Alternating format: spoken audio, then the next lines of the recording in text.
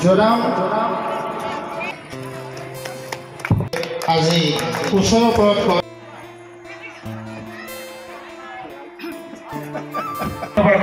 অসম কোচ সন্মিলনৰ ৩৫তম সাধাৰণ অধিৱেশনত মঞ্চত উপবিষ্ট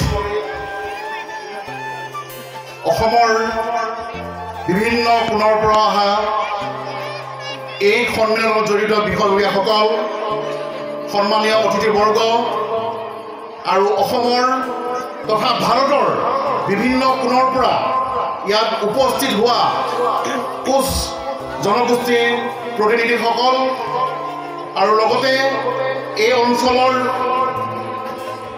ৰাইজ, আজি স্মৃতিগ্ৰন্থ উন্মোচনী সভাৰ মই নিজকে ধন্যবাদ গৌৰৱ অনুভৱ কৰিছোঁ। এইকাৰণেই মোৰ জীৱনৰ প্ৰথমবাৰৰ কাৰণে মই এটা জাতীয় অনুষ্ঠানৰ স্মৃতিগ্ৰন্থ উন্মোচন কৰাৰ সুযোগ লাভ কৰিছোঁ। এই সুযোগ মোক আনি দিছে এক প্ৰকাৰ ক'বলৈ গ'লে মোৰ কৰ্মই, আৰু সেই কৰ্মৰ আঁৰত লুকাই আছে এটা জাতি, এটা জাতিৰ সংস্কৃতি, এটা জাতিৰ সমাজ ব্যৱস্থা, এটা জাতিৰ ভাষা, এটা জাতিৰ আইডেণ্টিটি আৰু এটা জাতিৰ ভৱিষ্যত। সেইটো হৈছে কোচ।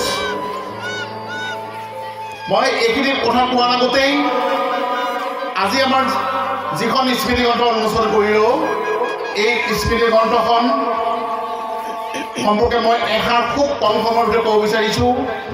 যিহেতু মই ইয়াত উপস্থিত হোৱা প্ৰায় 2 ঘণ্টা 2.5 ঘণ্টা হৈ গৈছে, মই বুজি পাইছোঁ কাৰ্যসূচী আৰু সময়ৰ যিটো বিসংগতি সেইটো আমাৰ জেনেৰেলি আমাৰ এনেধৰণৰ সমাজ ব্যৱস্থাত হয়, গতিকে সেইটো আমি মানি লৈছোঁ। স্মৃতিগ্ৰন্থখনৰ নাম হৈছে চেংনি লাম। মই যিমান দূৰ জানো, চেংনি লাম, লাম মানে পথ বাট যোৱা, হয়তো ৰ'দৰ পোহৰ বিচাৰি যোৱা বাট হ'ব পাৰে অৰ্থ। মোক তাহাঁতে কৈছিল, মই কোচ ভাষা কিছু শিকিছিলোঁ আৰু এই কেইদিনমান প্ৰেক্টিছ কৰা নাই, গতিকে মই আচলতে এইখন উন্মোচন কৰাৰ আঁৰত লুকাই আছিল মই এই কোচ জনগোষ্ঠীটোক ভাল পোৱাৰ যিটো মোৰ মানসিকতা। মই এনেই ভাল পোৱা নাই। এগৰাকী বাইদেৱে, আমন্ত্ৰিত অতিথি বাইদেৱে বক্তৃতাত কৈ গৈছিল মই বৰালিকো হয়তো মোৰ অৰিজিন কিবা কুচি আছিল চাগে, মই এনেকৈ ফুৰিবলৈ কৈছোঁ চাম অলপ কথা। ময়ো ঠিক তেনেকুৱাই শংকৰময়, মানে শংকৰ মিছ দন্তীয়া স উঙ কৰ শংকৰ সংমিশ্ৰিত। ময়ো মোৰো আতিগুৰি দেউতা বংশ কোচ, গতিকে হয়তো মোৰো কিবা এটা ভাগ্য আছিল। এই মই মোৰ পৰিচয় দি লৈছোঁ, মই লংকা কলেজত অৰ্থনীতি বিভাগত কৰোঁ।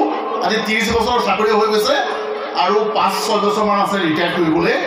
গতিকে এই শেষ বয়সত যে মই কোচ জাতিৰ ওপৰত ৰিচাৰ্চ গৱেষণা কৰি মই যে ডক্টৰেট ডিগ্ৰী লাভ কৰিলোঁ, তাৰ কাৰণে মই প্ৰথমতে নিজক ধন্যবাদ দিবই লাগিব। কাৰণ মোৰ কোচৰ শিৰা, কোচৰ তেজ মোৰ শিৰা উপশিৰা ধমনীত প্ৰবাহিত হৈয়ে আছে। লগতে মই এই গৱেষণা গ্ৰন্থখন এতিয়াও প্ৰকাশ কৰা নাই, কিন্তু ডিগ্ৰী দিয়া হৈ গৈছে, কনভোকেশ্যন হোৱা নাই। মই সগৌৰৱেৰে ক'ম কেইজনমান কোচ জনগোষ্ঠীৰ লেখক ল'বলগীয়া ব্যক্তিৰ নাম, স্বনাম ধন্য তেওঁলোক যদি মোৰ এই গৱেষণাৰ বাটত নাথাকিলেহেঁতেন, মই কেতিয়াও কোচ জনগোষ্ঠীৰ ওপৰত গৱেষণা কৰি ডক্টৰেট ডিগ্ৰী লাভ কৰিব নোৱাৰিলোহেঁতেন।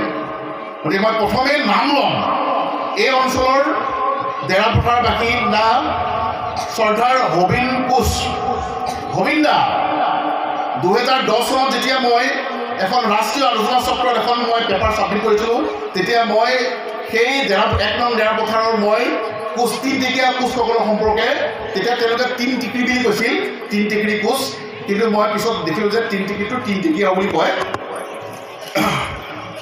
গতিকে মই সেই কোচৰ ওপৰত মই এটা প্ৰবন্ধ, মানে এখন আলোচনা পত্ৰ দিছিলোঁ। তাৰপিছতে যিজন সঞ্চালক আছিল, কবিতা গ্ৰন্থখন যদি মই নপঢ়িলোহেঁতেন, হয়তো মই যিটো বিষয় লৈ মই গৱেষণা কৰিছোঁ তাত মোৰ এই সামাজিক দিশটোত, মানে পূজা পাতলৰ দিশটোত মই বেছি আগবাঢ়িব নোৱাৰিলোহেঁতেন। মই বৰ বেছি দীঘলীয়া নকৰোঁ আৰু মোৰ এই গৱেষণাৰ যাত্ৰাপথত আৰু বহুত মানুহৰ লগত মোৰ কথোপকথন হৈছে মই নিজেই ধুবুৰী মানকাছাৰ গোৱালপাৰা দেৰাপথাৰ বিভিন্ন অঞ্চল মই ঘূৰি ফুৰিছোঁ আৰু সেই অঞ্চলৰ মই ৰাইজৰ লগত এনেকেই মই ভালুকনা হওক বাঘমাৰা হওক এনেকেই তেওঁলোকৰ লগত মই সাংস্কৃতিক বিনিময় কৰি তেওঁলোকৰ পৰা মই সমল সংগ্ৰহ কৰিছোঁ নৃত্য গীতৰ পৰা আদি কৰি বিভিন্ন বাদ্যযন্ত্ৰ তাৰোপৰি তেওঁলোকৰ ভাষাগত কথা আছেই গতিকে মই ইয়াতে নাম ল'বই লাগিব গোৱালপাৰা মনোৰঞ্জন কোচ তেখেতে আমাক যথেষ্ট মানে পৰিচৰ্যা কৰি থকা মেলাৰ কাৰণে মনোৰঞ্জন কোচ সন্মিলনৰে মুখপত্ৰ নহয় আমি জানো প্ৰত্যেকেই জানে সাহিত্য হৈছে সমাজৰ দাপোন স্বৰূপ যিখন সমাজৰ সাহিত্য নাথাকে সেইখন সমাজ পংগু আৰু যিখন সমাজৰ সাহিত্য থাকে